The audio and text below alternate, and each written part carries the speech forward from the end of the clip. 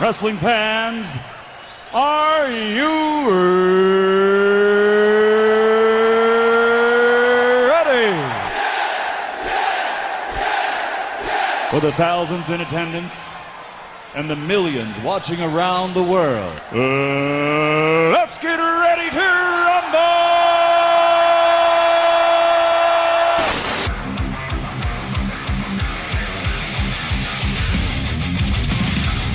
And now, please welcome at this time your hosts, Graham GSM Matthews and RJ Marceau.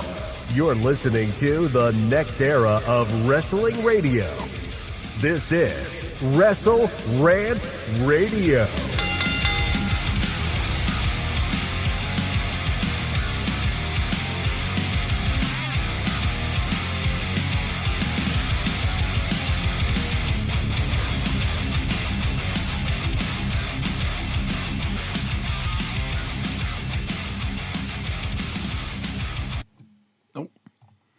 Hold on here. I think we're live here. One sec. I definitely messed that up. Now my camera's not showing up. One sec. This is a work in progress every single week. There we go. Now we're live. Mr. Marceau's coming in here in a second. Botched that intro. Every single week I'm trying to work on getting this thing better, but I think we're good now. I think we're live here for the February 20th, 2025 edition of WrestleRant Radio. I still have the picture pulled up there. I spoiled it just a second ago. I kind of pulled off the surprise. Mr. Marceau joining us here live as well. But not only do we have him on audio this week, I think I'm going to figure this out. Give me 2 seconds, and I think we're going to pull in, bam, little Marceau there in the corner. I think I got your video, Mr. Marceau. What's going on, brother? I'm doing good. How are you? I'm doing well. I haven't figured out the format yet of making me, side by side next to you. I'm still trying to figure that out, but I think I got you in the little corner here of the video. So I think I got like your that. video. Yeah, no. So I like that. I like to be in the corner. Put kitty in the corner. It's not for too long. Yeah, it's in the kiddie table, I suppose. But hey, work in progress. Next week, I'll hammer out the issues here. I'm still trying to figure this out. I think your audio should be good. I think my audio should be good. And I think we're good to go. And if anyone's in the chat, just be sure to let me know if it's not coming through. Daniel Malcolm also here as well. Alexis also joining us in the chat. Thanks for joining. If you notice any issues, please let me know.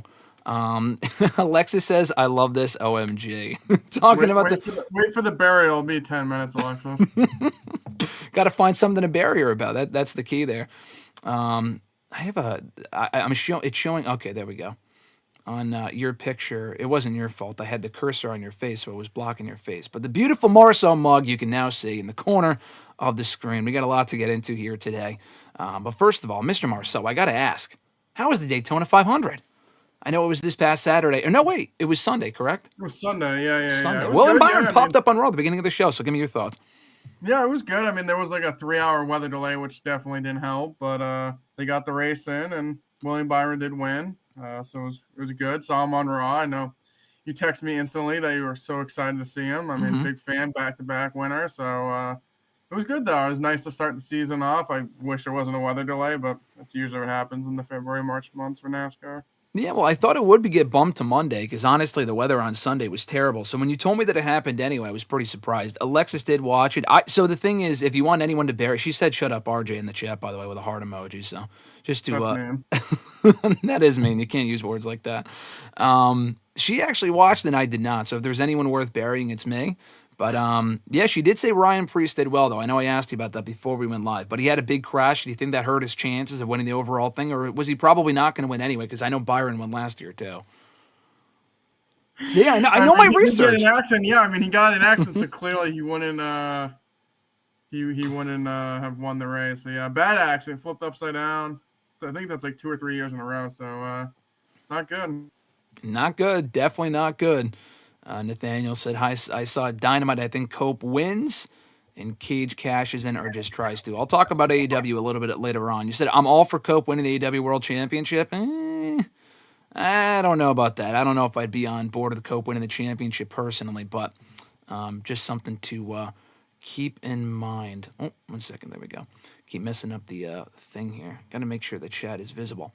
Ahmed also joining us said, "What's up? Is that RJ?" Of course, it's Mr. Marceau joining us for the first time here on video. He was on video a couple of weeks ago. That was my fault for not getting it on here. But yes, Mr. Marceau joining us in the little corner. I promise next week I'll have a better setup here. So, like I said, he's just not the kid. I prefer the corner. He said he prefers the corner. Alexis asked, has that happened before that someone won the Daytona 500 multiple times in a row?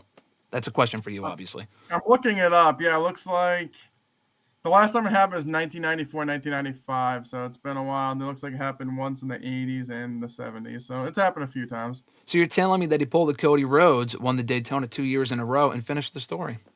He did, yeah. I finished the story first time in 20 years that it happened, or 30 years almost. So, yeah. That's crazy. Yeah, like Stone Cold when Rhodes won the Rumble back-to-back years. Alexis won't appreciate that comment because she won't like the fact that I related it to wrestling. But you know it's true. When he won the Rumble, it was the first time in 25, 30 years. So, hey, listen, it all comes back to that. Daniel Malcolm said that Thunder Rosa chair spot. Did you see that spot? Did you see that on Twitter, Mr. Marceau, when Thunder Rosa made the save last night on Dynamite? I did not. I did not. I can take a quick. Let me jump on Twitter. Yeah, look up Thunder Rosa. You don't even have to watch the show. Ever is the I can't say what. She runs down with the chair in her hand. Yep. She's trying to hit her, and she steps in front of her. It's very awkward. Yeah. She tried to hit her, but then stopped. Yeah, that looked very clunky. Yeah, it did not look good. Don't know what happened there. Nathaniel said, I'm a fan of Cope, so that's why I would be happy if he wins. Listen, I like Cope too. If Cope won the world championship, I'm not saying that's the worst thing for the company. I'm just saying that they've built up Jon Moxley for so long now with this whole the AEW originals can't stand a chance. They don't stand a chance. And then it's Cope of all fucking people, the ultimate ex-WWE guy who was there for decades, beating him for that belt. Don't know if that would make the most sense. Then again, though, I would rather they end the Death Rider stuff on the sooner side. And I think Darby Allin, who would be the perfect person for that spot, reportedly, he won't be back until the summer. So if Darby's not back until July, I don't know if I could deal with this Death Riders bullshit for another 5 or 6 months. So honestly, if Cope won it, albeit briefly, Christian took the championship off of him like it's World's End 2023. I don't know if I would be completely against that. I just don't know if it would be an ideal situation personally. Ahmed asking thoughts on Ricky Saints. I'll get to that a little bit later on. We get to the NXT Vengeance Day thoughts. They didn't reveal it on Vengeance Day. They revealed it on Tuesday's NXT, but I'll get to that a little bit later on. Ricky Starks, no more. Now Ricky Saints. So we'll talk about that at the end. I'll give you a little bit of a hook there so we can cliffhanger you, so you stay tuned to hear our thoughts on that. Of course, new episodes every single Thursday, WrestleRant.com, WrestleRantRadio.com, all the usual podcast platforms, but we are live here on Thursdays here on the channel. Week by week, I'm kind of fixing the audio, fixing the video. We got Mr. Marceau in the corner. Next week, it should be good, so stay tuned every single week to see the improvements on that end. Daniel said Death Riders is some of the worst stuff on television. Yeah, it's pretty fucking bad, so I'll give some of my thoughts on Grand Slam later. I actually enjoyed the show for what it was on Saturday. I thought last night's Dynamite was good too. Alexis said, did Darby give up on the Mount Everest thing yet? LOL. No, I don't think he did. I think he is in the process of doing the Mount Everest thing. I don't think he's left to go do it yet, but I think he's in the process of training so he can do it before he comes back to television. Hopefully he comes back in one piece. Nathaniel said, I see what you mean. My bad. The other reason I would be okay with Cope winning is because we don't know when Darby is coming back. It could be July. That's exactly my point. Like I said, I don't know if they can wait until July for Darby to come back to win the championship, because that would mean Jon Moxley is champion for another 4 or 5 months, and I just don't give a shit about that. Johnny said in the chat, chairs match, Megan Bayne and Penelope Ford versus Rosa and Chris Statlander. Bro, the tag team match makes sense. No fucking chairs matches. I know, Mr. Marceau, your favorite stipulation is the stairs match, right? So maybe you would be in favor of that? Yes, I'm down for a stairs match between the four of them. No chairs, only stairs. Big Show and Eric Rowan, classic TLC 2014. Remember when Eric Rowan got put over by Big Show? Oh, he didn't actually. Big Show won. Remember that? Yep. I do. I mean, Eric Rowan won the rematch. Oh, no, wait. Big Show won that too, actually. Yep. Let's get into it here, Mr. Marceau. I do want to ask you this. I know this came out on Friday from last week. So it's a bit of old news now, but we now know the latest inductee into the WWE Hall of Fame. We found out Triple H is going in over Royal Rumble weekend. He's not going in Royal Rumble weekend. We found out over Royal Rumble weekend he's going in. Second name announced, Michelle McCool is officially enshrined to be into the WWE Hall of Fame over WrestleMania weekend.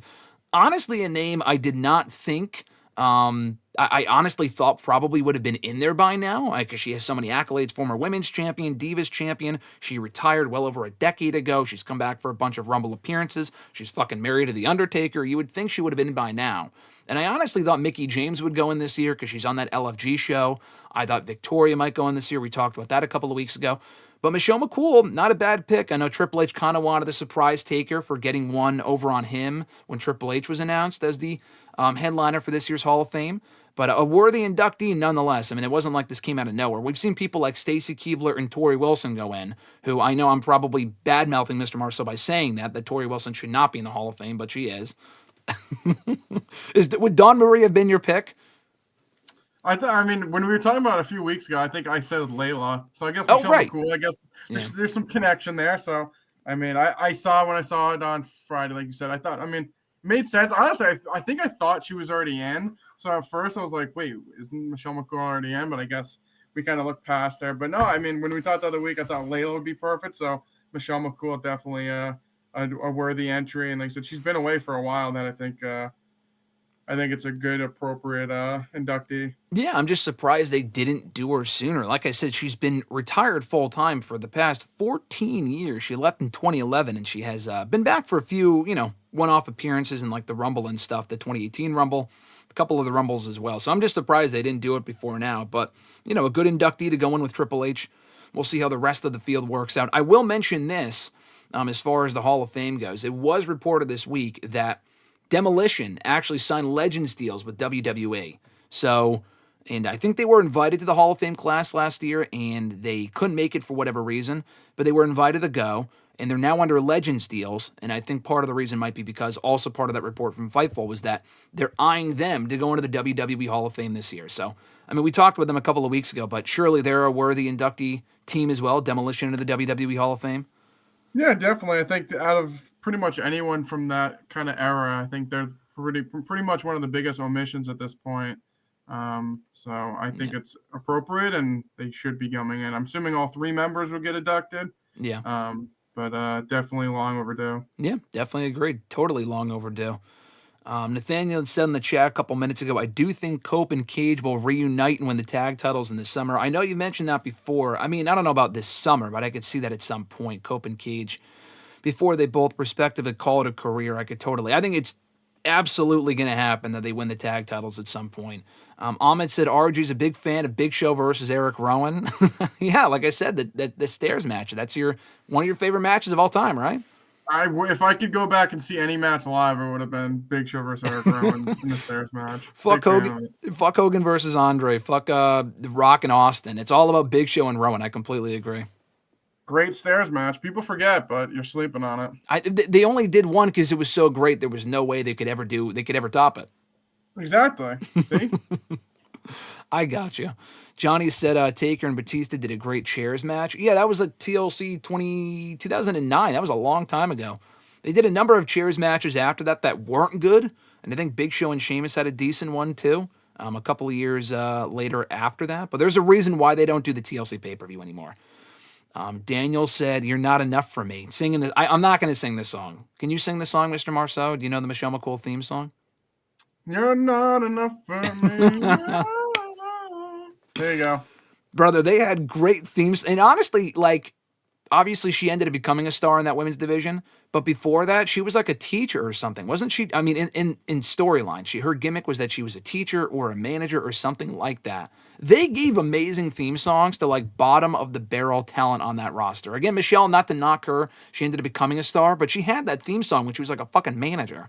Like the theme songs back then were amazing. When she debuted, she was a sexy teacher. That's pretty much what she was. And they had a great theme song for her even then. Nowadays, even the main eventers can't get good theme songs. I mean, some of them are good, but a majority of them are trash. It is what it is. Nathaniel said, "Who beats Cody for the championship?" Any thoughts on that? Who beats Cody for the title? Is it John Cena at WrestleMania? Who you got? That's like, I feel like I don't think it's gonna be Cena. It's so tough. I feel like I can't like pick one person that comes out that I'm like, I think that will be Cody. I'll go with Orton just because I feel like that's what I want to see happen. Mm-hmm. But no one like really sticks out that like I think like they could definitely do it. I'll go. I love the Orton pick. I'll go Drew McIntyre. Ahmed mentioned this weeks and weeks ago, and I'm kind of stuck on this idea. Orton beats him at SummerSlam. I don't know if Cody holds the championship until then or loses it, gets it back. But I kind of like the idea of him losing it at SummerSlam to Orton. I'm sorry, to Drew McIntyre. Orton would also be an amazing pick. I just don't know if that's going to happen anytime soon. So yeah, Orton or Drew, honestly, now that Drew's officially on SmackDown, I think that could totally work.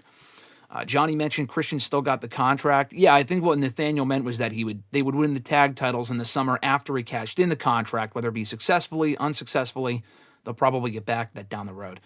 Daniel said, W Mr. Marceau for singing with the laughing emoji. Hey, listen, he could do it. The man could do it all. I try my best, people.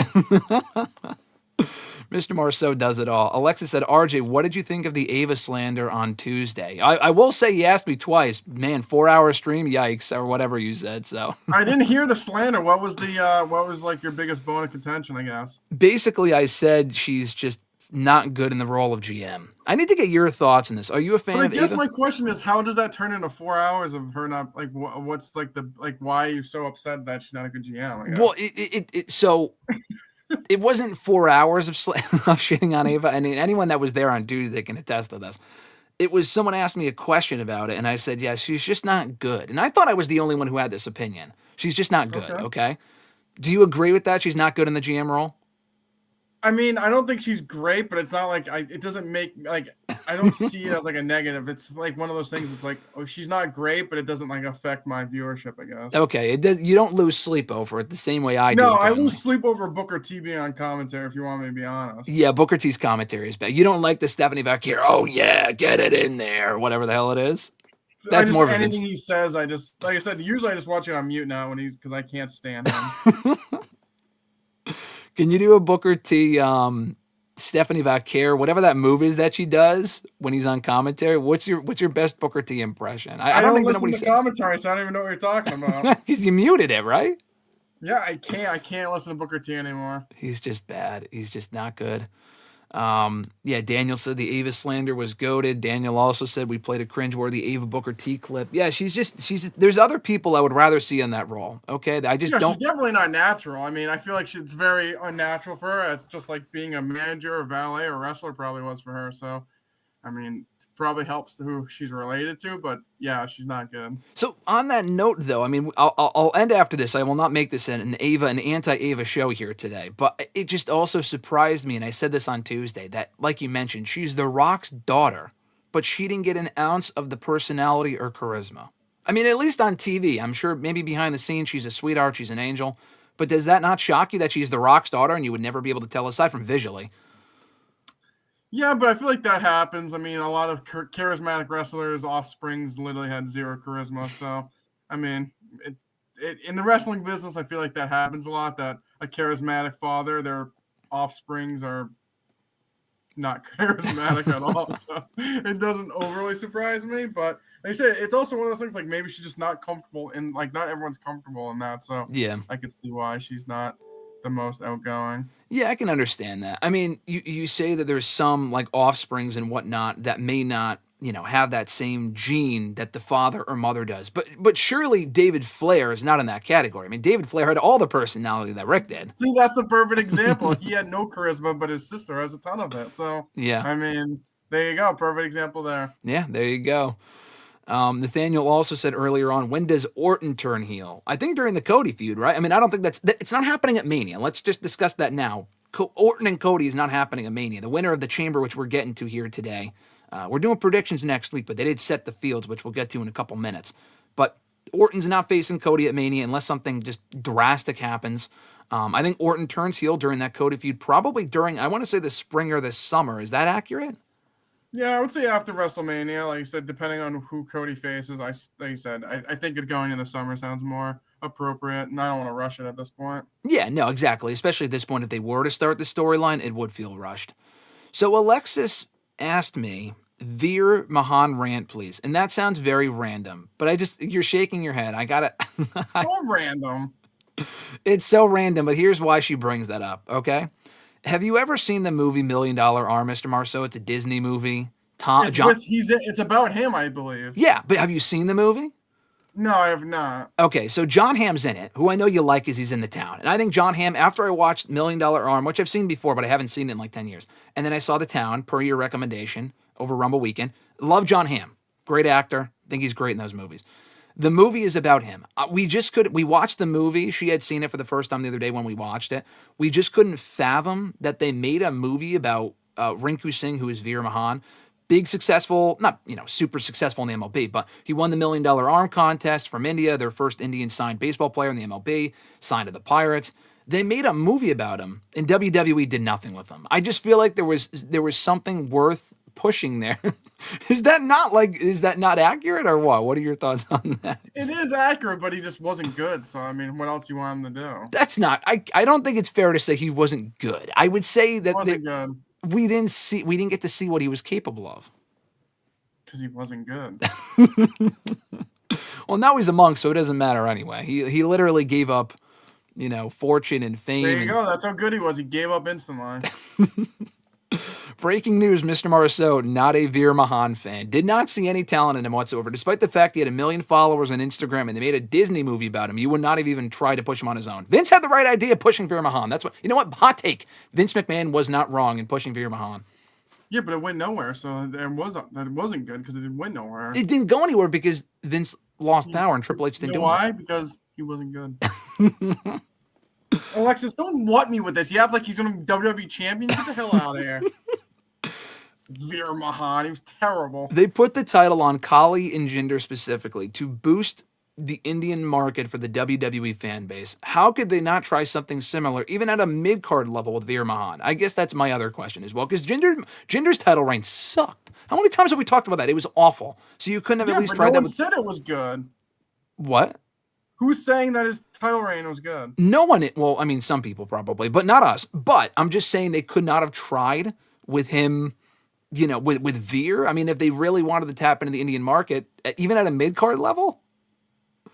I like I said, I just don't think he was that good. I mean, it's not crazy.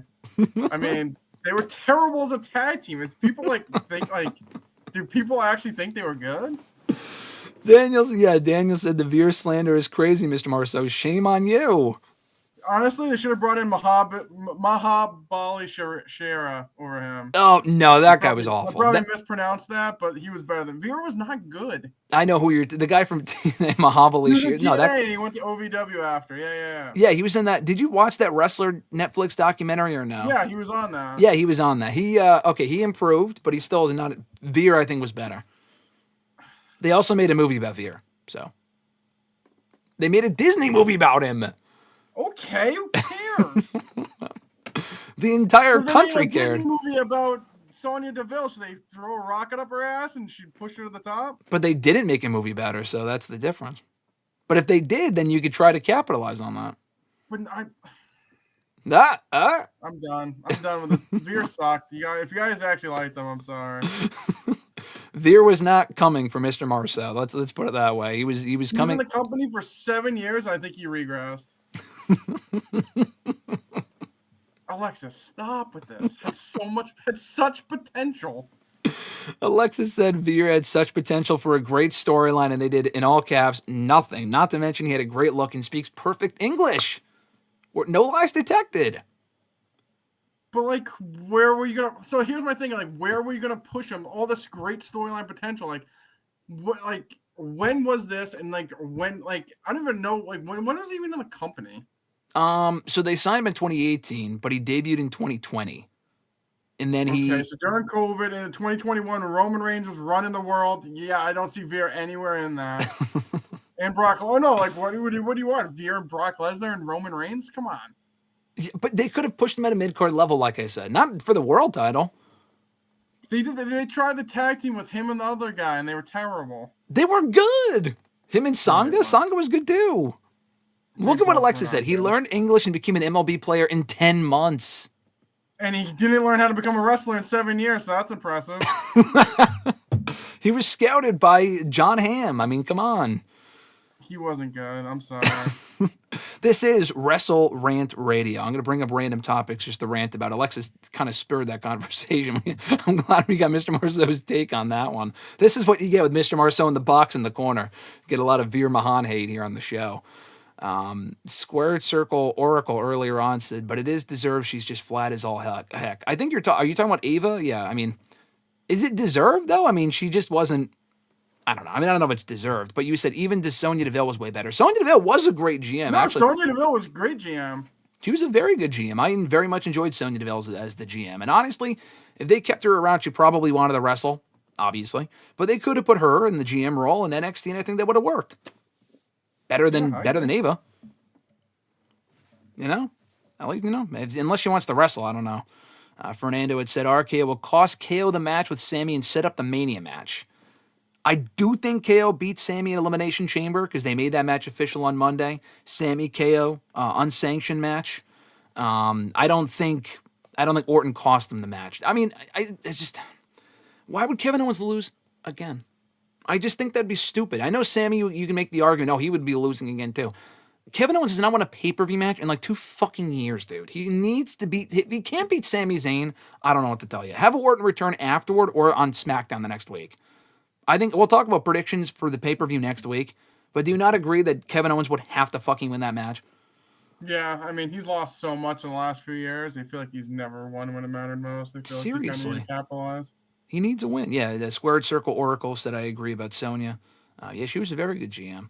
I'm seeing it in the chat now a little bit, but if you like the video, much appreciated. Be sure to do that. I forgot to mention that earlier as we go on here. Fernando had said Jinder was one of the worst choices for WWE champion in the history of WWE and wrestling. Period. That is not a hot take because he was.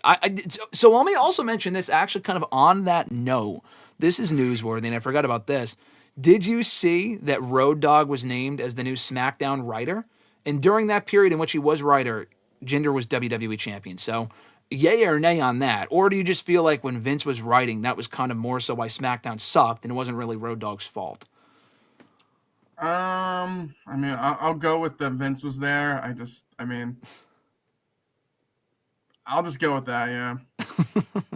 So you're not. Like you said, also I think the biggest problem with Jinder when he was champion is like he was also beating people that like definitely should have been champion. Or like he beat Shinsuke. It's like what's like when Shinsuke was like hot, he beat Shinsuke. We're like, what the hell's going on? Twice, yeah. Twice. Beat him for maybe we'll get Cody's on SmackDown, so I don't think really anything will change. But no. Well, I will say, though, I mean, I think SmackDown, do you feel like, because we don't really talk a whole lot about SmackDown, but do you feel like they've kind of put their eggs in the Raw basket now that it's on Netflix and SmackDown has suffered now being a 3-hour show? Or have you enjoyed SmackDown? I think it depends on the week. I mean, the problem with, like, it's like Cody, like, he only really talks. It's not like you're really going to get a match out of him. Yeah, I mean, I feel like SmackDown's not been great, but I wouldn't say it's been terrible. I mean, they focus on the tag team division a little bit more. Tiffany, Shinsuke is champion. Terrible. And let's just put this out there. We did say when he won the title, I feel like we were the only ones. I'm sure there were other people. Shinsuke winning that championship was not the answer. You want to bury Alexis when he won the title? She's like, oh man, he looks awesome. Like she was excited when he won the title, and I thought it was like, oh, okay, that's cool. Yeah, you facepalm.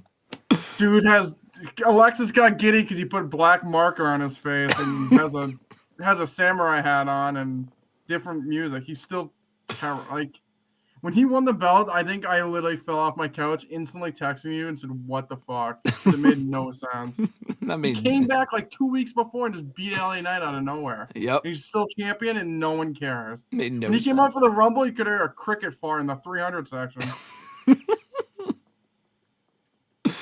Daniel said, ooh, Veer, Roman, Brock. Oh, they would have been printing money. I agree. Come on. That would have been amazing. That could have been the WrestleMania 2022 main event. And Veer could have won. In India, the country would have rejoiced. You might have. I might have stopped watching entirely if that happened. That sounds terrible. Alexis said, damn RJ earlier, and she also said, I'm on my lunch break and try not to laugh out loud at some of these chats. I'll get to her latest one in a second. There's no, I'm going to the chat because Alexis is still talking to Shinsuke. Shinsuke's music's so good and get what you're saying, but the music adds to the aura. There's no aura. He's terrible. The music is great, but here's the problem. When the music ends and the entrance is over, what are you left with? Shinsuke Nakamura. What? Because no one cares. He's not over. No, he's been beaten to death. He's not fucking winning. He's not winning anything important. Let's put it that way. There you go. He's been champion for 3 months now, and he's done nothing. Nothing. He beat LA Knight once by DQ, or actually he lost to LA Knight once by DQ. That is the only title defense he's had since he won the championship 3 months ago. That's it. I agree. Or Alexis then said, who do you like then, RJ? I mean, what do you mean, who do I like? You heard of Jey Uso, the GOAT? The guy who won the Rumble, yeah. Who is over. Yeet. Yeet, yeah, who's over. Roxanne Perez, of course. Roxanne Perez. Yeet. Fernando said earlier, Ava looks like she took a Xanax before going live on TV. I don't want to bully the woman here. I don't want to go completely. Come on, GSM. She's got a family. The Rock's going to come for me and whoop my candy ass if I keep talking shit about his daughter. Squared Circle Oracle said if Ava took Xanax, she would be more entertaining. I mean, that one I can't disagree with, honestly. That might be accurate. Veer could have been the GOAT. Hey, listen, you're not wrong. That just wasn't given the chance. RJ won't hear you out on that, but hey, hear me out. Veer could have been GOATed if they gave him more of a chance. Squared Circle Oracle also said eyeshadow ? Yeah, the eyeshadow, whatever they give him, it doesn't matter. I said marker, eyeshadow, whatever it is, it doesn't make him. It's still Shinsuke at the end of the day. What's the expression? You put lipstick on a pig, it's still a pig, or on a dog, it's still a bitch. Pig at the end of the day. Hey, listen, it's still a fucking animal. It's still a pig. Doesn't matter. It's still gonna be the same. It's still gonna be the same pig regardless, even if you put lipstick on it. No lies detected. Nathaniel said, I hope Becky is still at WrestleMania for Becky versus Lyra, but I don't know. So is that happening? Where do you stand on that on February 20th, 2025, Mr. Marceau? I mean, they got to get Lyra out of catering if they want anyone to give a flying F about her, but at this point, who knows? Let's talk about that. Dakota again, which I don't get. I mean, so not to go on a rant on that, but I thought once Ivy threw her out of the Rumble that we'd get her and Ivy next. I'm like, okay, that makes sense, but now we're getting her and Dakota again?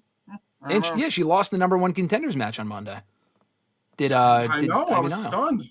So let's talk about that. I talked a little bit about it already, so I've already kind of given my thoughts about this on Tuesday because you asked about it. The Midcard women's titles. I mean, we'll talk about Lyra specifically first because I feel like they've done a worse job there than with the Women's United States Championship. I think first off, they shouldn't have created 2 championships at the same time. They should have started with 1 and then worked towards 2. Or do you feel like they did the right thing by introducing 2 simultaneously? No, I think when we first discussed it, it should have been 1, then the other. Because at least if you had 1, then you could test it out and be like, oh, if this works.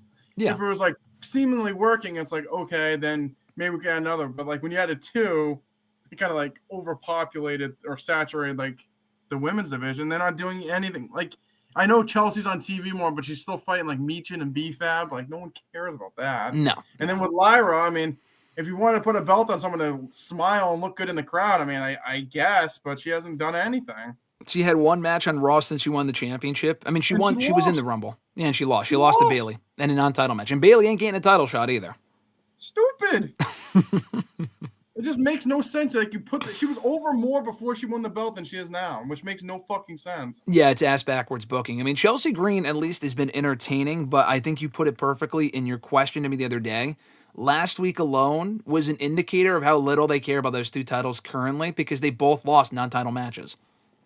Exactly. And like I said, with Lyra specifically, it's like she was on Raw before winning matches. She was seemingly getting over. They put the belt on and they haven't done anything with her since. Yeah. Makes no sense. Stupid. Makes no sense. It's very stupid. I think they could be doing a better job of that. But that being said, though, the titles are not damaged goods, right? They can still redeem themselves and just book better. Do you think Lyra versus Becky is enough of an attraction to make that title mean more going into WrestleMania? Because I would argue yes. Well, yes, if they book it correctly, then yeah. But, I mean, at this point, it's not looking great. Like you said, on February 20th, I would say it's not looking great. We haven't heard anything about Becky. We haven't seen her. It doesn't sound like no one reporting that she's coming back. And like I said, Lyra's been sitting in the crowd with the belt on her shoulder. She's facing Dakota next week. I assume she retains. But, I mean, WrestleMania is coming up. So unless Becky comes back in the next couple of weeks. But like I said, then they're kind of just overshadowing Ivy. I guess she did lose. But I mean, I don't understand why they built up Ivy just to have her lose on Monday. That made no sense. And I like Dakota Kai winning because it gets us Dakota and Lyra again because their first match was good, but it was too short. It was like fucking 8 minutes or something in the finals of that tournament. I do like that they're running it back, but it makes no sense they would focus on Ivy for mere weeks, like a mere 3 weeks, and then just move it right back on to Dakota Kai. That just, you got to keep it consistent. No, I agree. And like I said, I assuming like Lyra beats her again, then what happens? Yeah, I mean, Becky could. Well, on the bright side, though, because you didn't want to see, and I didn't want to see it either, Becky and Rhea at WrestleMania. But they can't do that now because the winner of the Chamber is facing Rhea at Mania. And even the IYO SKY thing, also, we'll get into that because I know you have some thoughts on that. You're shaking. WrestleRant, don't even get me started on that one. Oh, whoa, I'm going to get you started on that in a second. Let me just read these off real quick. Squared Circle Oracle said, it is still a Japanese goat with lipstick. LOL. Yeah, I suppose so. Talking about Shinsuke Nakamura. Daniel said Master Gable is not going to be happy. Yeah, he said before he left on his little excursion to Mexico to master the art of lucha libre or something, hey, win some matches in my absence. The Creeds failed to win the tag titles. They lost by DQ. And then Ivy Niles out there losing number one contenders matches. So Gable will not be happy indeed. Fernando said Chelsea Green needs to move on to someone else. No more matches versus Michin. I like Michin, but the feud has been going on for months. And not only has it been going on for months, they feuded before that, bro. They feuded in the fucking fall. Like, at this point, who cares? And the matches, they're not having Shawn Michaels versus Undertaker Matt Classics out there. Like, they're just matches. They're average matches. Why? They have a lot of women on SmackDown. Why is she not working with... Fucking Naomi beat her on Friday. Naomi should get the next shot of the championship, not Michin. Makes no sense. And I like Michin, but they got to move on. Or Alexa Bliss. Alexa Bliss and Chelsea Green. There you go. Women's United States Championship at WrestleMania. Book it. I feel like that makes sense. Yeah, I don't know if I do WrestleMania. Maybe SmackDown before WrestleMania, but yeah, it sounds good. They probably won't have enough spots at WrestleMania. And I feel like Bayley and Roxanne, by the way, I said this the other day. I don't think that's happening at WrestleMania. Do you think that happens at Mania? I think it happens at Stand and Deliver. Yes. Stand and Deliver or WrestleMania? Stand and Deliver, no. Yeah, that's right. I would love it at Mania. I just don't feel like they have enough room, and they should, but I don't think they will. Squared Circle Oracle said Bliss should walk back in and snatch up both mid-card belts quick. Both belts? Oof, I mean, why create two titles? You're just going to give them all to Alexa Bliss. The United States title, I do think she should go after that. Alexa Bliss is over. Chelsea Green is over too, but Bliss is obviously much more over, and she's far more established. I like the idea of that match. Even if it's on the SmackDown before Mania, like Mr. Marceau said. Nathaniel also said, I don't think Becky beats Lyra for the IC Championship. Do you guys? No. No, I'm sorry. I think Becky does beat Lyra for that championship. I take that back. I don't think Lyra beats Becky. You think Lyra goes over? I mean, unless Becky really needs to bump her ego up, I don't know why else she would have to beat her. I think Lyra needs to win.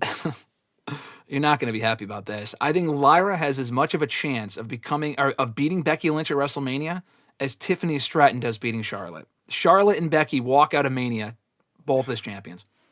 And Bayley beats Roxanne. I hope not. That sounds terrible. That sounds like it's realistic. It sounds like Vince McMahon booking. Hey, backwards. We're going backwards with the women's division here. The Charlotte one is just inevitable, so I can't even get mad about it, but she shouldn't win, obviously. Squared Circle Oracle said, and I wish I understand why Natalya didn't get to be the women's first IC champ. She shouldn't have been. I like Lyra. Lyra makes a little more sense. No way. I do not. Natalya doesn't even be sniffing a title in 2025. She's not even sniffing TV time, let alone a championship. Good. Fernando said, I knew WWE would book the new secondary women's titles the way they are right now. I mean, I think a lot of people did. I wanted to be more optimistic, and I still am. I mean, we're only 2 months in. I'm not going to sit here and tell you the champions are in the fucking dumpster. Like, we're not going to sit here and tell you the titles are irredeemable. They can't book them better. They're trash. They're garbage. Like, it's only been 2 months. I don't want to overreact. Yeah, they also brought him in. I think the timing wise, they probably brought him in the worst time to bring him in. It's like right for the Rumble and like going to Mania. Like, probably should have either done in the summer after SummerSlam or kind of like wait a little bit longer. Like you put it right now, it's like it's a lot going on, and like you said, lost in the shuffle is an understatement. But I'm not totally saying they're terrible yet. No, I completely agree. Johnny said Triple H needs to take cues from Triple H's women's division. Yeah, the NXT women's division is great, but let me just put it this way, though. People were also praising the NXT women's division when Triple H was in charge of it. It's easier to book a women's division on a 2-hour show when you don't have all these other things. Like, I'm not saying he's not doing a great job. He's not. Triple H is not doing a great job with the women's division on the main roster. I'm just saying there's other factors that you have to consider as well. So why would Triple H be doing so well with the women in NXT 5 years ago? But now, like, he's doing terrible. Like, there's a lot more women. He's got 2 brands to deal with. It's not just one. The NXT women's division is great, but also because the men's division in NXT kind of fucking sucks. Like, they have Ricky Starks. Yeah, exactly. You're shaking your head. Ricky Saints is there now, among other people. But they just don't have the same depth that the women's division on the main roster does. It's just not the same thing. No, I agree. And like I said, I wouldn't say, like, the women's division on the main roster is terrible. I mean, I think they have 2 great champions. I mean, Rhea's great, and so is Tiffany, and then you have Charlotte, and there's plenty of contenders. Like I said, I think the mid-card, they're just kind of missing that. Like, there just isn't really, like I said, they're not on TV or they're not doing anything that's overly exciting right now. But like I said, there's also a lot more women, 2 shows, and with the 2-hour, like you said before, 2 hours, I mean, you can make it look better than 4 with a lot more women. Yeah, no, they could definitely do a better job of featuring the women, giving them better storylines, specifically with the mid-card belts. I like the mid-card belts. I like them a hell of a lot more than the tag titles, which I kind of feel like they need to move away from, but that's a dead horse at this point. That's just probably not going to happen. Nathaniel randomly brought up, I think, Triple H versus Shawn Michaels versus Undertaker, WrestleMania, probably 25 is what he means, is probably the greatest match ever. I mean, it's in the conversation. Is that your greatest match of all time? Is that your GOAT match? Or is it still Undertaker, or is it still Edge versus Orton in the greatest wrestling match of all time at Backlash 2020? No, so HBK and Undertaker's 2, Orton and Edge is 3, and Rowan versus Big Show is 1. The Stairs match. There, of course. Circle, come on. Stairs match is number 1, obviously. Fernando said if Charlotte puts Tiffany over, then Becky will definitely win versus Lyra. So he's saying that if Charlotte puts Tiffany over, there's no way that we can get it so good that Becky also loses. I agree with that. You think that's the case? I mean, I think they're both. I think Charlotte and Becky would both. I think realistically they both probably will go over, but I just don't know why. Like, why does Becky have to beat her? I feel like there's nothing to get. You don't get nothing out of it because she had another title on her shoulder. Cool. Yeah, adds to her legacy.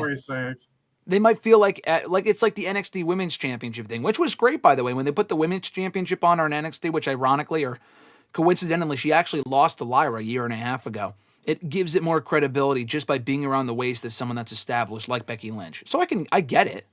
But Lyra's reign would be a complete failure if they have her drop it within a month or 2 after having done nothing with her in the meantime.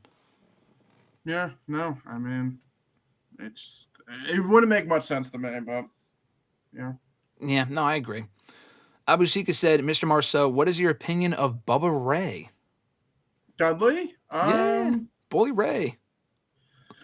That's a good question. I guess I haven't really thought of it that much. I mean, obviously him and Devon, Team 3D, grew up on Team 3D. So, yeah, I mean, I wouldn't say I like him or dislike him. I guess you had a bad interview with him, I guess. But didn't have a pleasant experience. Discourse, but no, I mean, I think he has some strong opinions, and I would say he's more old school.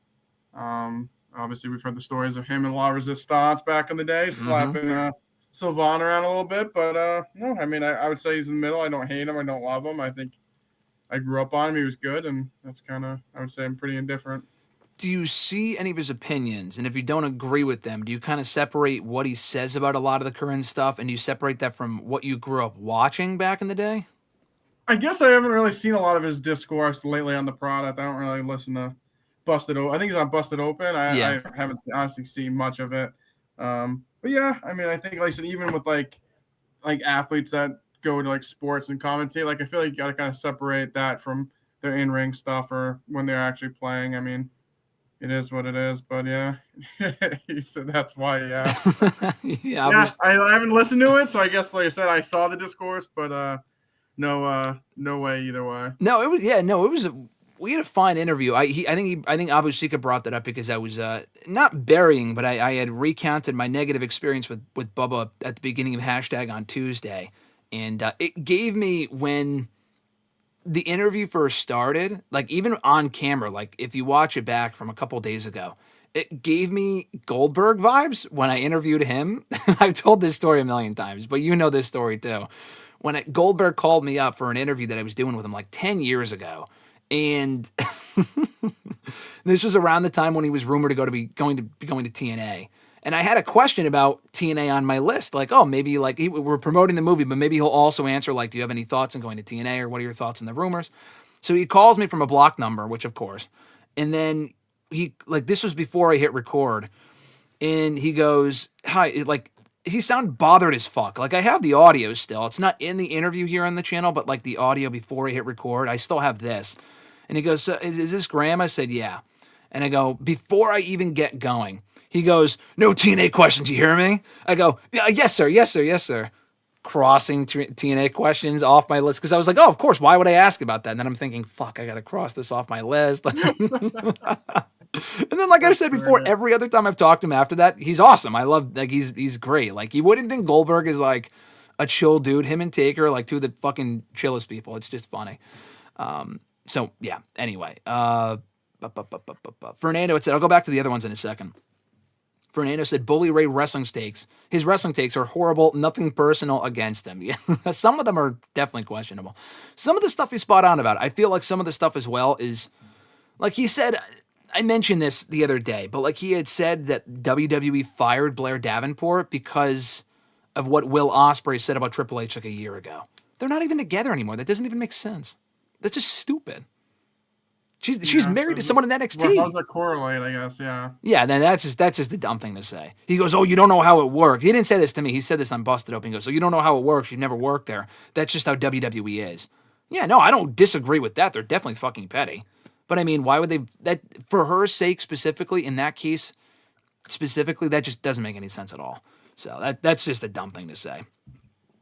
Squared Circle Oracle a little bit earlier on said, for Natty, because they had brought up the Natty thing, felt like a new reason to brag about her world records, and with a new championship, she could have brought some worth to the title based on her name and legacy, and then who beats her would be even bigger. Here's the thing, Squared Circle Oracle, I understand what you're saying. Natty's been around for 16, 17 years. But Natty before recently had not won a television match in like fucking 4 years.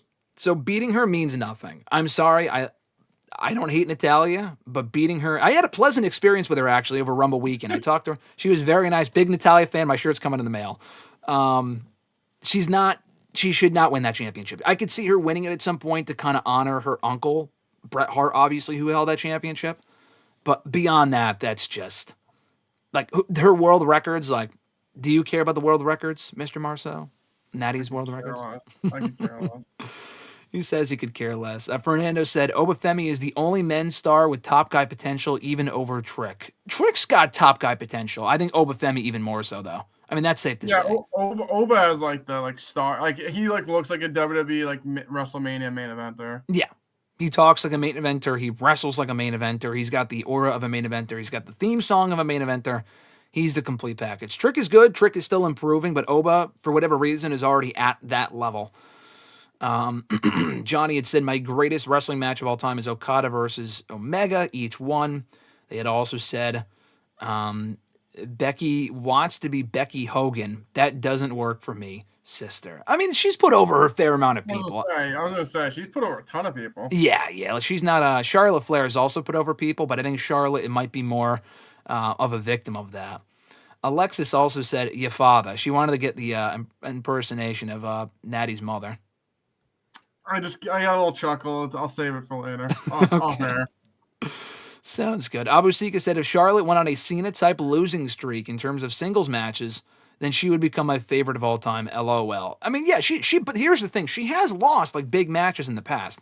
It's just that she doesn't go on a losing streak. Like, she'll win, like, the next match. She'll lose the first one and then lose the next one. I just don't think booking Charlotte on a losing streak is probably going to happen. But, I guess stranger things have happened.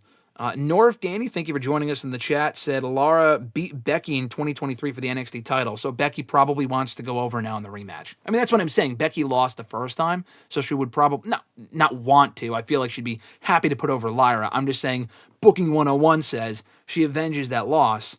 She avenges the loss, and Lyra goes, she loses this time. That's what I'm saying. I understand that, but I just feel like I just don't think, like I said, if Lyra beat Becky again, I think it'd help her out a lot more than if Becky beat her, because then at least she has beating Becky again on her resume. You can maybe get to a third match down the line, and then Becky finally beats her, but at least she'd be over enough that people are like, oh, she beat Becky Lynch. Not everyone remembers the NXT stuff, so yeah. I guess that's, to me, I kind of look past that, but like if Becky beats her at WrestleMania, like she's just back in catering and no one even, we move on. I mean, that's the thing. It's like, I feel like she needs another big win on the main roster to kind of cement herself as like a good upper echelon woman. I mean, she won the belt. She hasn't done anything with it. Just to hold it for 3 months, just to lose to Becky and do nothing, it doesn't help her at all. Yeah, no, it doesn't help Lyra. I mean, but what if Becky were to beat her for the belt and they were to do the Becky Bianca story from years ago where Becky, I mean, that was just fucking dumb, where she won the belt in like 20 seconds. But Bianca had to work back towards title contention and then won it from her at WrestleMania and then was more over after that. So, I mean, I could see something like that, right? Where Lyra loses to Becky at Mania, but then has to work her way back up and win the belt back from her at like SummerSlam or something like that, maybe?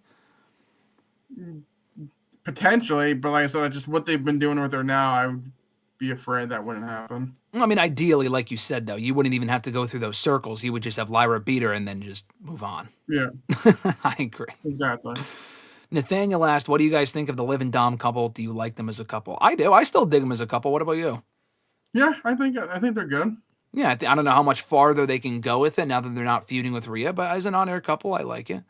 Fernando also said, I agree 100%. Natty has been booked so bad for so long, there is no rub in beating her anymore. I completely agree. That is... No, I mean, it's like beating Tamina at this point. I wouldn't go that far. Tamina was pretty badly, but she was a loser. Natalya at least has some credibility. But... No, yeah. Hit the nail right on the head there. And Becky and Charlotte are the two most protected women in the WWE. Yeah, because, I mean, you know, they're the top two talents. That's why they're protected. I get it. You can't lose every match that they fucking have. So, I mean, I can understand that. But going back I can understand that too, but like I said, there's also, you have to put people, like I said. But they do. You have to look at the bigger picture sometimes. No, I agree. I agree. Like, we're talking about Lyra here, but like looking at the big picture, though, I mean, Becky did put over Liv before leaving. She put over twice. I mean, Liv beat her twice for that Women's World Championship. She lost to Rhea Ripley at WrestleMania to Becky Lynch. You know, Becky's lost a lot of matches, I would say. She can lose another. Like Charlotte, like thing is, I see it differently. Like at least like Tiffany, like I feel like she's established enough. Even if she lost to Charlotte, I'm not worried about her. With Lyra, I feel like she lost to Becky, it'd just be gone with the wind. No, I completely I feel like agree. Tiffany's already not made, but she's a lot more made than Lyra is at this point. So I feel like that's why I'm pushing for Lyra. I like Becky a lot too, so it's not like I'm picking her over Charlotte. Like so I feel like Charlotte's gonna win, but I don't see Tiffany falling too far from there. I don't think it hurts her as much. With Lyra, I think she needs a big win. No, I completely agree. You're totally right about that. It's not the exact same situation because Tiffany already is over and she has been over for like at least a year now. Lyra, she gets some of the woos. You know, when she comes out, she'll get some of the woos. But she's not nearly as over or as established as Tiffany. So I think a loss to her at Mania would be more damaging than Tiffany losing. I agree. Tiffany can always get the belt back. That's totally accurate. But I want to go back to what you said a little bit earlier on, though. IYO SKY, Rhea Ripley. Not happening at Elimination Chamber here, Mr. Marceau. I need to get your thoughts on this. It's happening on the Raw after Elimination Chamber. And you also said, I saw your tweet under the WWE tweet. This was before they announced it for that Raw. You go, what did you say? If IYO's not in the chamber, this is bullshit? And IYO's I didn't go that deep. I think I was more cynical in mine. I said, and I quote, I said, I don't even tweet that often. And it's something that just pissed me off. You were that pissed about it, yeah. What did I say? This was like last week. It was too much William Byron stuff on there. Oh, they posted the tweet. So basically, they posted it was after Naomi won. It said one spot left. And I said no, IYO would be criminal. Yeah, that's what you said. And guess what? I don't understand. Like she loses this match to Liv by DQ. Now we're getting her versus Rhea 2 weeks later, or 2 weeks after the chamber for the title. She's not winning. So then, what the fuck do you do with her? So what? Well, two things. I think she can end up in a tag title match at Mania. No, it's a criminal. That is criminal. But what if her and Rhea ends in like a no contest or a DQ or some bullshit, and we end up getting Rhea, Io, and whoever wins the chamber, probably Bianca. Would you be up for that? I'm fine with that. She needs to be involved in the title match. So you would rather Io be included in a more important match. So to me, it's lesser of two evils. I want Io in an important match. But at the same time, I also don't want it this Mania, which a lot of people are fan booking. If you look at Twitter, 4-way for the IOC title, 6-man for the WWE title, 4-way here, triple threat, 6-pack challenge, fucking swapping spit, 7-man ladder match. Like, this is what people are saying about the Mania card. You know what I'm saying? Alexis said, this is how I feel about Veer. Get out of here with that bullshit, Alexis. We're talking about IYO SKY here. Veer can always come back down the road and headline WrestleMania. But no, IYO really should be in an important match at Mania. She's over enough to where I think a triple threat, I would be okay with that being a triple threat. Rhea, IYO, and... I mean, honestly, realistically, it should have been Rhea and IYO at WrestleMania one-on-one. That's my point, though. Like, also, the thing is, like, they beat IYO. She lost via DQ to Liv, who's not winning the fucking Elimination Chamber anyways. So It's stupid because you had her lose to Liv, who's not going to win it. So you just did that. And also, like, how would she earn a match to face Rhea to begin with? They're just like, oh, we're going to book them to face each other. I was so mad when I saw this. It makes no sense. And if she's facing, her and Kyrie are facing, maybe we'll make it up there. She's going to face Liv and Raquel for the tag belts. Like, no one gives a shit anyways. It should be Rhea versus IYO one-on-one, but we're not getting that because I don't know why. Mm-hmm. And if not, we should get Rhea versus IYO versus Bianca because this is bullshit. And IYO is too good to be facing Liv and Raquel, Raquel's not over to begin with, so no one really cares about Raquel anyways. But her and Kyrie should not be facing Liv and Raquel at WrestleMania for the tag titles. Those titles are as useless as the belt around my waist currently. IYO needs justice. This is bogus. Wow. You know what? No lies detected. She's so over. She's so good. And like I said, all that for no reason. And they're going to use that as like, oh, it's going to set up the tag. No one cares. The tag buffs mean nothing. So I think Liv and Raquel are winning the titles on Monday. But let me ask you about this, though. Well, here's my thing. Do you want IYO in the match at Mania? I agree. Yes. So why couldn't... It's not going to be at this point. But why couldn't it have been IYO winning the chamber? Because Bianca's probably winning. Do we agree about that? I mean, it's Roxanne and Bayley are in there. They probably cancel each other out. I know they were teasing Rhea and Bayley. Bayley's not fucking winning. Who else is in it? Alexa Bliss? She's not winning. No. Naomi's not winning. Liv better not fucking win. If they do Rhea and Liv at Mania, I'm not going. That'd be awful. No thanks. If Liv wins the chamber, I'm hopping out my window right now. We'll take a trip to headquarters. Yeah, realistically, the only person that makes sense is Bianca that's in the match. So, but here's the thing, though. Bianca and Rhea sells itself as a potential main event at Mania. That is amazing. But so does Rhea and IYO. I feel like when you merge them together into a triple threat, yes, it gets IYO in an important match, but it also like waters down the overall match. It's like if they did Rock Roman or Rock Roman and Cody in a triple threat. I mean, I don't know. I just feel like it really should be Rhea versus Bianca or Rhea versus IYO one-on-one, which we know is not fucking happening because whoever wins the chamber is facing Rhea at WrestleMania. So it's either Rhea and Bianca one-on-one or a triple threat with IYO. So you're willing to take the triple threat as long as IYO's in an important match. Yes. I like the match, but at the same time, I'm just thinking to myself. I understand how you're thinking, but there's like her including a triple threat is way better than a throwaway tag match that no one's going to remember. For her sake, yeah, but I'm thinking for the sake of the overall card. Yeah, but it's not like you're adding someone that doesn't belong there, I guess. Okay. Like, that's the thing is like she should be, like I said, she should be in this match. The fact that she's not in this match to begin with is ridiculous. Because Liv's in there? Get the fuck out of here with Liv. Liv's had her chances. Move on. IYO should have been in the chamber. The problem is that they put Liv in over bogus to begin with. Like, it's just stupid. It's stupid booking. And Liv doesn't belong in there. Naomi doesn't belong in there either, if you want me to be honest. She's not winning, no. No, she's not. I have a better chance of winning the women's chamber on next weekend than Naomi has to win. But it just, The one thing with Bianca that I guess I just don't understand is like, so she's gonna face Rhea. We still don't know what happened with Jade. So like, how are we figuring that out? Because they're trying to tell us it was Rhea or Raquel and Liv, but like it's probably Naomi. Bianca's included in that pairing. So when are we gonna get that? Like, if she's gonna win here, they're going in a totally different direction then. I guess in the end of the day, I'm just pissed that IYO should be in this match. No, she should be in the match. I agree. She should be facing Rhea at WrestleMania for the belt. So not some stupid throwaway tag match. If we get a triple threat at Mania for the championship, can we then not do a triple threat for the WWE title, which has been rumored with Cena and Punk and Cody or Roman or whatever the fuck, or even like the Cody? What was the other triple throw that was rumored?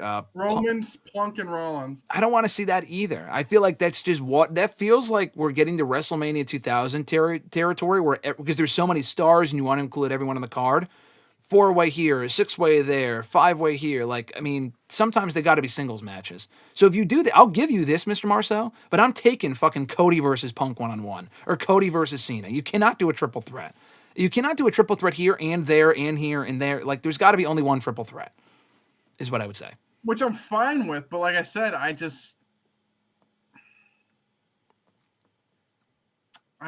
know. I think, like I said, there's some booking malpractice somewhere in here, and I mean, I guess you could. If Becky doesn't come back, I guess you could do Lyra versus IYO for the belt. I would be better with that than her winning the tag belt. So I guess if you had to rank them, then I'd take the title match 1, IC title 2, not on the card, and then tag titles. I'd rather not. The tag titles are useless, so I don't care about those. Those tag titles would be on WrestleMania. I'd rather honestly, women's title, IC title, Stand and Deliver versus whoever the women's championship is. Facing fucking Stephanie Verker for NXT American, not on the card, women's tag titles. I mean, the women's tag titles, to be fair, after the year that Liv has had, that's probably her best bet at getting on the card is the women's tag titles. So they probably should have the titles defended at WrestleMania. And that way Liv can get on the card. I'd rather IYO be on Stand and Deliver and not on Mania. Facing those belts that mean nothing. They don't mean anything. Yeah, no, they don't. I honestly totally forgot that fucking Bianca and Naomi even had them anyways. Yeah. They don't defend them because no one cares. They're useless. They're a prop. They're going to probably lose them on Monday. Do we get Jade and who am I talking about? Jade and Naomi 1-on-1 at WrestleMania? You're just hung up on IYO. I guess. I don't know. Even Naomi, like I'm over Naomi already. Move on from Naomi. Well, Jade versus Bianca. There you go. Jade versus Bianca. You could have just done that. But no, we can't know IYO because why not? You're not wrong. Everyone in the chat agrees with you. I'll get back to Alexis's comment. Blood pressure's through the roof now. Fernando said earlier, Sky not being in the chamber, instead being booked in a random championship match after the fact is stupid. And it was just so random. They're like, oh, we're going to hear from IYO SKY. She's facing Rhea in 2 weeks. I'm like, when was this announced? I think last week they she's announced it. Water. She's swimming in a pool. Like, I'm coming for Rhea Ripley. I'm like, what was this? Are you also bothered that Rhea and IYO is not at Chamber and that it's on Raw instead? I mean, they should. I mean, it's going to be a great match. I'd rather see it at Elimination Chamber. At least we don't get 1,000 commercials, and true. At least you get the flow of the match. I mean, I would rather see it on Elimination Chamber, but we're getting it on Raw. But I mean, to be fair, they could do it at the pay-per-view because if you think right now, they got the 2 chambers. They're doing Tiffany and Trish versus Nia and Candice. Nia and Candice. Yeah, so they're doing that match. Doing that, but okay. And then what'd you say? Why are you doing that? But okay. Trish is from Canada. But I'd rather see IYO and Ripley. You said fuck that shit. I don't care about that tag team bullshit. That means nothing. It's a throwaway tag match. Like, it's not like Trish is staying around. To be fair, if SmackDown that Friday's in Toronto, could you not have done that match on Friday on SmackDown and then done Rhea and IYO at the pay-per-view? Like I said, like Trish and Tiffany, okay, but like it's a throwaway tag match. It's not even for the useless belt. It's a throwaway tag match so Trish can wrestle in Canada. Who cares? That's Candace and Nia, no one cares about anyways. That's well, I mean, I care about Nia. I think Nia plays her role well. She does. She's gonna lose again here, and then you're not gonna. Yeah, you're not gonna see her for the rest of the. What else you gonna do with her? It's not. I mean, I guess if you do the 8 women swap spitting U.S. title match at WrestleMania that you booked, I mean, maybe you could throw her in it, I guess. Yeah. But I mean, she already lost the belt. She's gonna lose again here. What do you do with her then? I guess you could. Hey, honestly, perfect. Hey, booking it right now. Liv and Raquel versus Nia and Candice WrestleMania tag titles. There you go. Pre-show. Pre-show. Okay. It's there you go. I figured it out. They can face for the tag belts. So then Io's match is Io, Bianca, and Rhea. Sure. But Io's got to end up on the show, and Bianca's probably winning the chamber. Like I said, would it not be weird, by the way? I mean, we're talking a lot about Bianca winning the chamber, and she probably is. Let's not fucking kid ourselves. Is it not weird that she would then completely remove herself from whatever's going on with Jade and Naomi? I mean, Jade is knocked out. That's really what I was saying before. That I'm like, how do you get away from that whole storyline that she's still kind of in? Well, I mean, Naomi's probably the one that attacked her, so it's going to be Naomi and Jade. But did you say who cares? Who cares? Does anyone care about Naomi? Like, that's the thing. It's like, I don't care about Naomi. Yeah, put your hand down. You don't care about Naomi. It'd be 1,000 times more interesting if it was Bianca. But Bianca can't go heel because the kids got to swing their hairs around. I mean, come on. If no one cares about Naomi is the problem. So I don't like Jade versus Naomi at WrestleMania sounds god-awful. Jade and Naomi? No, that sounds like it makes sense. Is it a great match? No. But it's a match that makes sense if Naomi attacked her. What it sounds like, I'm going to go upstairs, go to the bathroom, make a bowl of popcorn or eat, and then come back and watch Jade hit her a finish 1, 2, 3. That's what it sounds like to me. A waste of 10 minutes. Well, I mean, at least it would be nice to have a non-title match at Mania that's a singles match that isn't like bras and panties or that shit that we were getting 20 years ago, right? I mean, there is that. But I would rather, but let's put it this way. I'd rather see a Playboy pillow fight than Jade and Naomi. That's a hot take. I will say that I would rather, if you were going to get a women's non-title match at Mania, it should be Bayley and Roxanne and not Jade and Naomi. Is that fair to say? Say that again? If we were to get if they had one spot on Mania for a women's match that was not for a title, because we're doing all these other matches. Yep. One spot. Jade versus Naomi, Bayley versus Roxanne. What are you going with? Bayley and Roxanne. Yeah, that's what I'm saying. I just feel like, well, I mean, Jade and Naomi would be good. You don't give a fuck, but I think that would be good. SmackDown before WrestleMania sounds great for that. For that match? Yeah. I think they might prioritize Jade's first singles match at Mania over Bayley versus Roxanne, which they might put at Stand and Deliver. I'm just saying. I mean, you can, but like I said, no one will give two shits less. Daniel said earlier, I'll get back to Alexis's in a moment. Daniel said earlier, talk that shit, RJ. Abu Sika said RJ spitting hot fire. They're all on the same train as you are here. Fernando said justice for EO. Hashtag justice for EO. I'm going to change the name of this episode to an EO-centric title because RJ wants that EO match at Mania. I can't wait for her to lose clean to Rhea on Raw, and then she's not even in a tag title match. She ends up on catering for WrestleMania. That's better than in the tag title match. Fernandez said if Bianca loses the tag title, she will definitely win the chamber and face Rhea. I mean, yeah, it's definitely happening. Fernando also said, I agree 100% with RJ. Liv is just being forced down our throats at this point. Yep. Choosing her over Sky for the chamber, perfect example. And I like Liv, but that's I like Liv too, but Jesus Christ. Daniel said, stupid. Mr. Marceau channeling his inner Randy Orton, LOL. Stupid. It is. It is mind-boggling. It is very dumb. Daniel makes a good point. Justice for EO, but where was this energy for Veer? Fair point. EO has $signs. Veer doesn't. Wow. Fernando said, in the early 2000s, we did get a Mania that had every match booked as a triple threat or four-way. That's what I'm saying. I don't want that at Mania this year. Yeah, it's terrible. Exactly. I don't want the singles matches are much better. I'm sorry. Unless it's Rhea, EO, and Bianca. That's the only exception. Yeah, it's the only exception. It's not that I want that. I would obviously rather it should be Rio and EO versus, like I said, if you're going to do those people, it should be EO versus Rhea and Bianca versus Jade, but we're not getting Bianca versus Jade. No, we're not.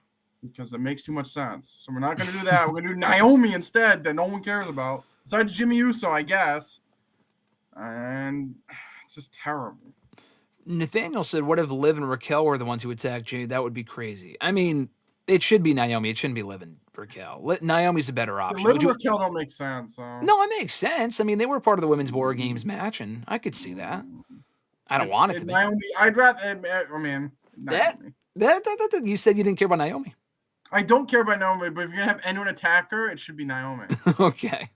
Like you said, if you want to be honest, you should have had, if you want to be realistic, you should have had Jade, someone attacked Bianca, and it became Jade the one that did it. But. Yeah, I could see that. Nathaniel, is this your burner account? He said WWE should throw the women's tag titles away, in my opinion. They're useless. Fernando said Nia versus Trish. Listen, I like both of those women, but all the other matches, including the tag titles, which I know RJ doesn't agree with, but I think those matches should take priority at Mania over fucking Nia and Trish. If Nia got Nia's had a great year last year. If Trish got a Mania match before Liv Morgan, who should be defending the tag titles, that would be criminal to me. Liv should be at Mania. Trish does not need to be at Mania. She got her Mania match a couple years ago. We don't need that match. We don't need Nia versus Trish. I'm out on Nia versus Trish one-on-one. Trish is getting her chamber match. You can bring in Trish back after WrestleMania. Unless there's an amazing idea that makes more sense than that. I'm just saying. Abu Sika said, Jimmy Uso cares about Naomi. I have a feeling. Yeah, good point. Guy needs a ride to the building. I mean, that's why Naomi's on. Hey, Naomi's the designated driver. I'm not necessarily wrong. Fernando's not Naomi needs the designated driver. Jimmy needs the designated driver. Jimmy needs Jimmy, not Naomi. Yeah, that's what I meant to say. Fernando said, I really don't care. This might be the most factual thing I've ever heard in my life. Next comment. I really don't care about Naomi since she came back to WWE as she was better as Trinity in TNA. That's Mr. Marceau's. Fernando, this kid must be a smart whippersnapper. That's the best comment I've seen all day. Abu Sika also said, do you think they still view Jade as a high priority? Yeah, I do. Somehow, she still kicks like an ostrich and can't wrestle, but sure, yeah. She's a star. Come on, Jade's a star. She looks like a star. Hey, Tom McGee looked like a star. I don't know. I'm kind of out on Jade, if you want me to be honest. She's been gone for a couple months. She's not fresh in your mind right now. It's probably why. But even when she was there, she was botching all over the place. Yeah, I would give her some more time. I don't know. I'm kind of out on Jade a little bit. Okay, all right. Well, she has to win you back over. Looks the part. She just isn't. I just don't see it. Okay. Well, hopefully she improves. I still think Jade can get to that level. I think Jade is good, and she'll get better. And I'm not saying put her in a world title match at Mania. I'm just saying maybe beat Naomi first on the SmackDown before Mania. If you're asking Mr. Marceau. There you go. And then go from there. Last thing before we wind down here, I did have to ask you about this because someone did ask about it earlier. Thoughts on Vengeance Day, the NXT show from this past week. And I thought it was good. I did not think it was great. I enjoyed Grand Slam actually more. I know I had seen some other people say the opposite, saying Vengeance Day was better. It's all subjective. I thought Grand Slam was a great show. I thought Vengeance Day was really good. I did the watch along here on the channel, so obviously. I think it was during the live stream where you called me sexy, and they actually X'd out the chat. Yeah, I said, hey, sexy. It didn't even let it go through. It blocked it because I don't think they wanted you using the word sexy in the chat. But anyway, I thought it was a good show, and then we also found out in the subsequent Tuesday, Ricky Starks is now Ricky Saints. So I need to get your thoughts on the show itself as well as the name change for Ricky Starks.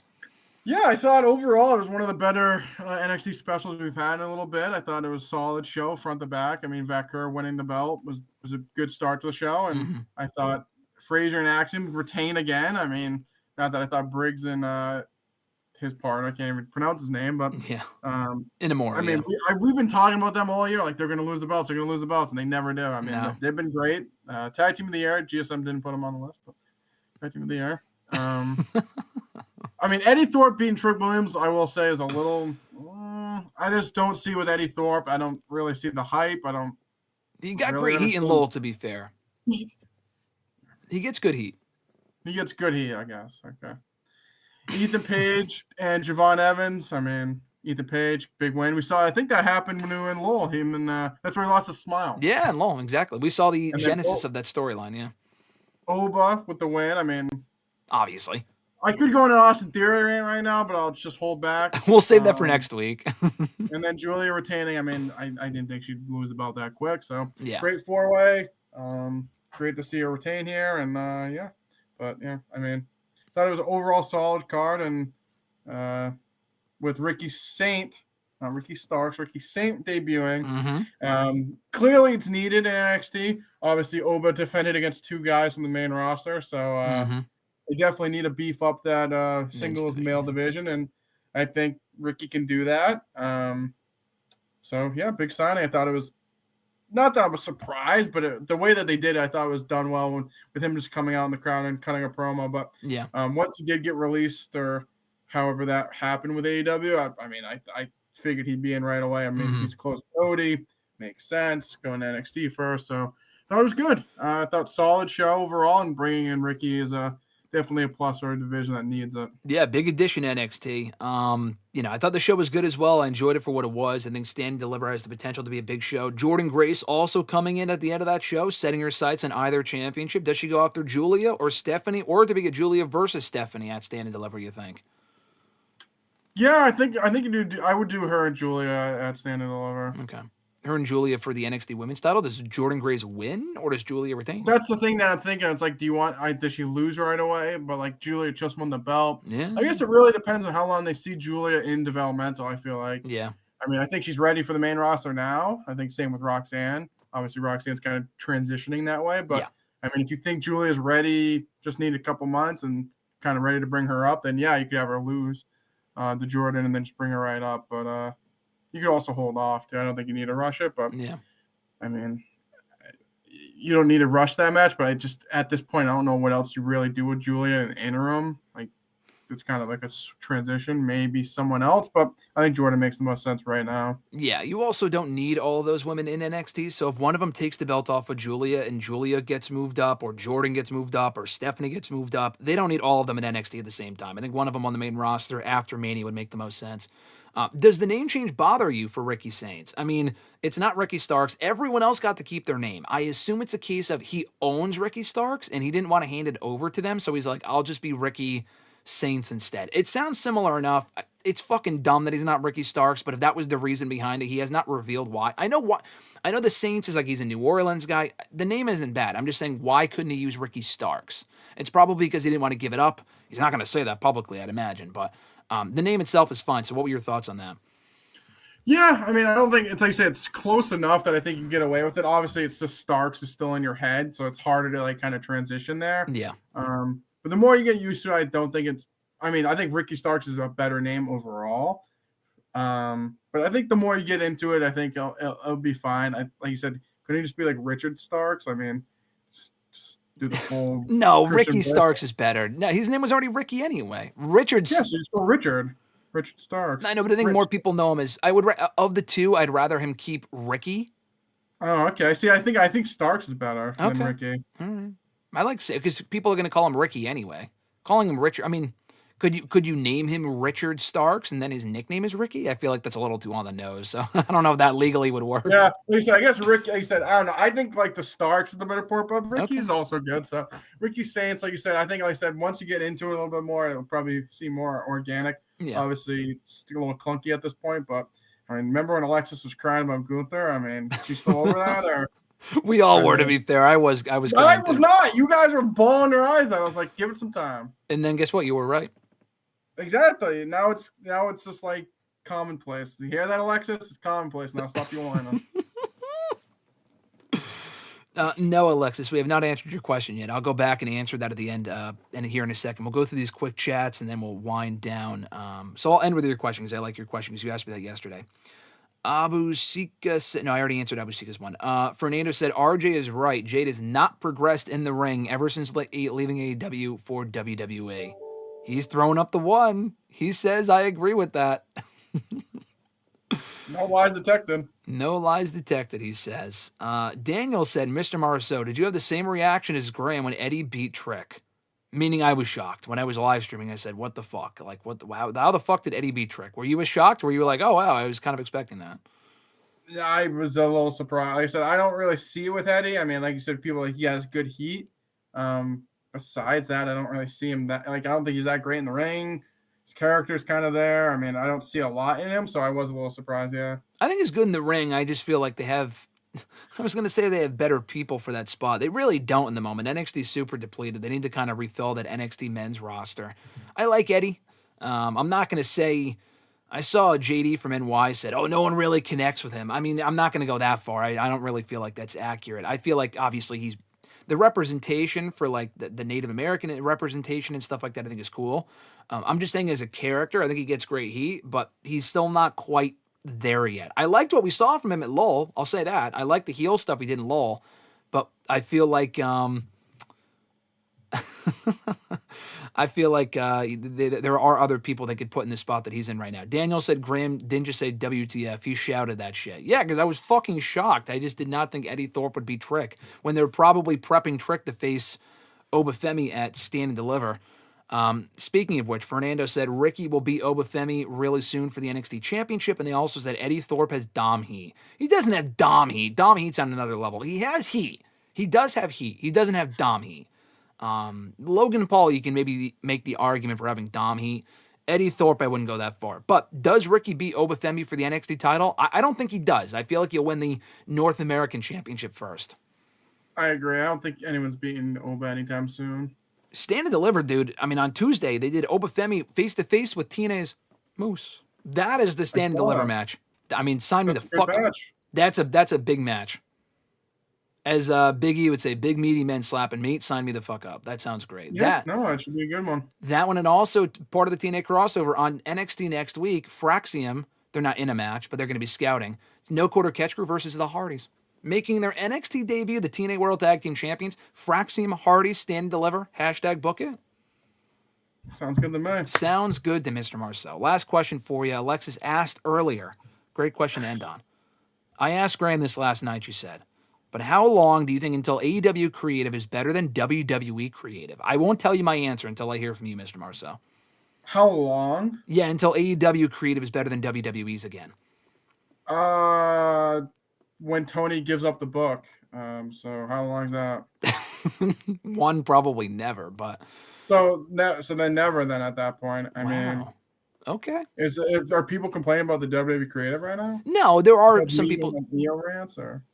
Some people are saying... I mean, okay, here's a perfect example. Their biggest storyline is garbage right now in AEW. So, I mean, I think it would take a little while to... But AEW, yeah. Yeah, I feel like a lot of people, like... I used to really like watch for MJF. I feel like he's fallen off a little bit. Him and Adam Page, I like. A little bit, but I mean, okay, so that's what it's starting to get there. But like, he fell off a lot. I mean, I feel like he was kind of must see for a while. And now he's, I guess, gaining that back. Yeah. But like the whole Moxley stuff's terrible. Mm-hmm. Mercedes is terrible. I can't stand Mercedes. So less is more there. I mean, Tony Storm won the belt again. I think people like that. I don't know why. I think Mariah May showed a lot of promise. I don't know why he put the belt back on Storm again. Was she the new Charlotte Flair? Okay. Couldn't really name me anything else. I think the Hurt Syndicate won the belts. I might be pulling that on my rear, but they have the belts now. I mean, I guess it's better than what they're doing Private Party. They had the belts and really they weren't doing anything with it. But yeah, I mean, I think Tony needs to figure it out. I mean, I think like I said, their biggest storyline right now, it's kind of terrible. So from there, you kind of, like I said, I don't really watch like religiously, but all the Death Rider stuff's awful. You said it earlier. The sooner the better, I think, is kind of like the overall consensus. The sooner you get this over with, the better it can be. They keep saying, wait, it's going to get better. I don't see it getting any better. Okay. I think Darby's the one that should be beating him, but if he's climbing the Himalayas, I don't think that's happening anytime soon. And Edge beating him, or Cope beating him, I mean, just for Christian to beat him doesn't really tickle my fancy in 2025, I'm going to be honest with you. They should be pushing their own guys. I mean, just another old ex-WWE guy. So we'll see. I mean, I think there's some things they can improve on. I mean, the buzz isn't really there. They're running smaller shows. It's tough right now, but I mean, they just kind of build up their big stars again. I feel like they're kind of missing that. All right. Okay, that's a good analysis. There's some more stuff on the product I like right now than not, but there is a lot of stuff I don't really give a shit about. The Death Rider stuff I don't care about. They were featuring Jeff Jarrett there for a minute. I mean, he was there for a little while, and MJF, like, that was fucking terrible. But thankfully they pivoted, Rock's favorite word, to MJF and Hangman, and I'm digging that. So I think Revolution's got promise, and, you know, I don't know if putting the belt on Cope is the answer, but, you know, I think there is some stuff they could be doing better. But I told her I think the creative will shift in 3 to 5 years. I feel like Triple H's booking might slow down a little bit. Was Tony giving up the book? No. I just don't see it getting any better with him. Okay. So you think he's at Vince out of touch mode right now? Yes. Wow. I don't know if that's a hot take or not, but that's a bold one. How's that bold? I feel like... What has he booked that's good? Some of the shows, I've enjoyed some of the recent Dynamites, but in terms of it being better than WWE overall, I don't know if I would agree with that. Like, no, I agree with what you're saying, but I'm not... People saying overall is AEW better than WWE creatively? Different strokes for different folks. I just don't see it getting back to that point anytime soon. In 3 to 5 years, if Triple H starts to get out of touch, then maybe. But the point that you make about Tony Khan. I think it'll be interesting in the next 3 to 5 years, like you said, with WWE. Like, the whole, like, bloodline storyline kind of carried everything, so obviously you got to kind of redo it. But, I mean... Yeah, I mean, we'll see. I mean, I don't know. I feel like you said, with AEW, there's just no real buzz there. Like, I saw they're coming to Boston, they're coming to MGM Music Hall. It's like the small theater near Fenway. It's like, I looked up, I just like happened to see it. I think it's a Collision taping. Okay. And I looked, it's like the tickets are mad ass expensive, and it's like a small ass arena. I'm like, who the fuck's paying? Like, it was like balcony, it was like $150. That's ridiculous. So, I mean, that's the one thing. It's like the crowds keep getting smaller and smaller. It sounds like some of the shows, like, they're having great matches, but it doesn't seem like the buzz is there, and like the crowds really aren't there. So I don't know. I think what helped in the beginning was like they had the new fresh people like MJF with Darby and Hangman, and kind of was like the new thing. And they had some older established people with the newer people that we hadn't really seen on TV. They were doing a pretty good job with them. And Cody once Cody left, I feel like it kind of went down the other direction. I mean, we get Jericho all the time. It's terrible. That's awful, yeah.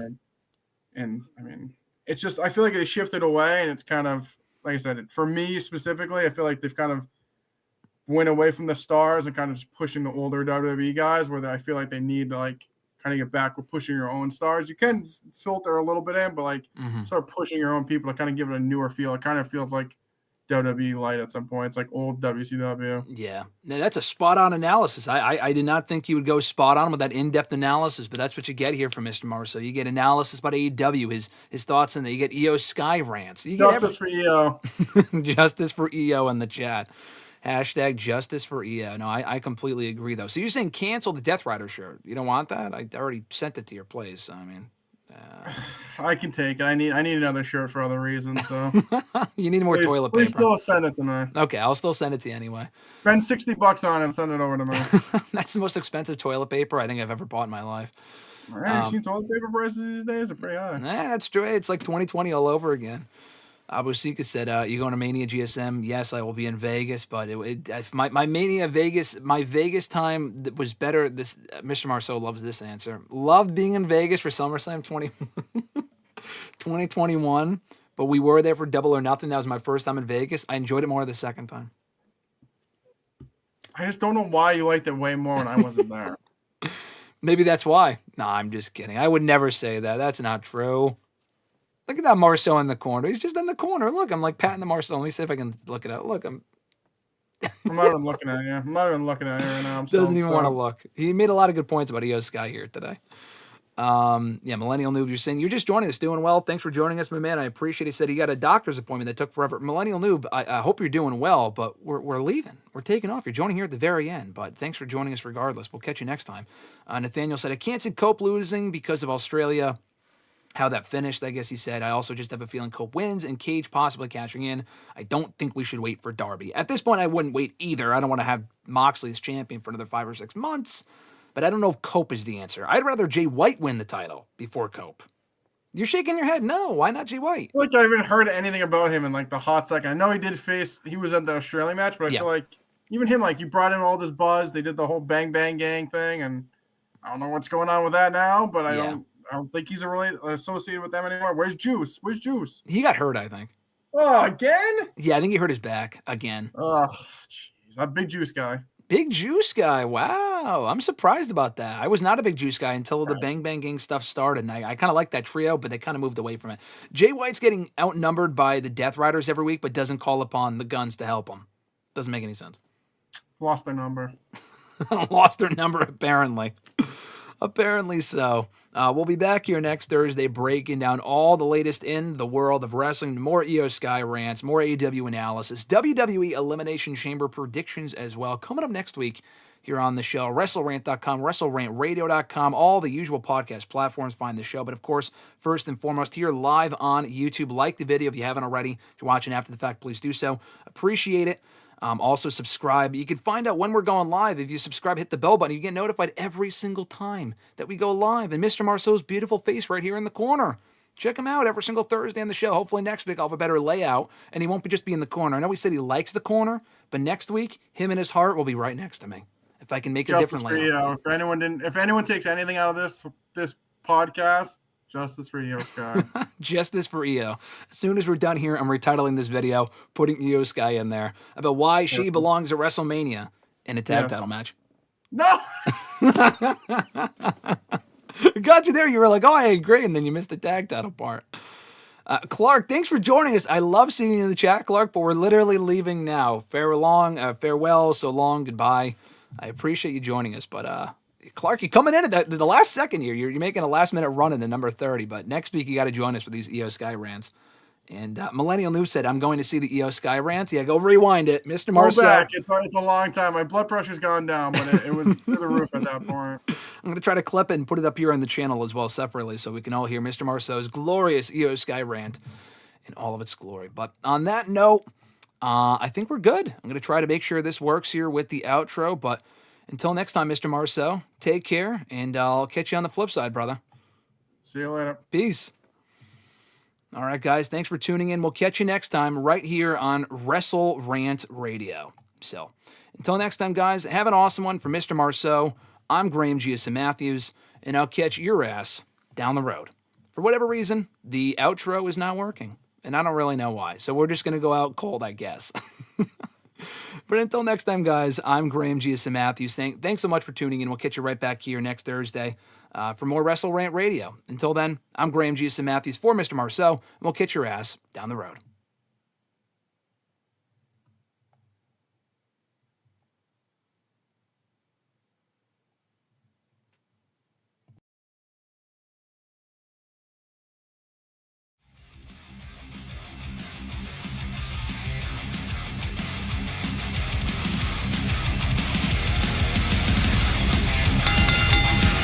Join Graham GSM Matthews and RJ Marceau every Thursday as they run down their weekly wrestling rants, offer expert analysis, host exclusive interviews, and more. Subscribe today on all your favorite podcast platforms and never miss an episode of WrestleRant Radio.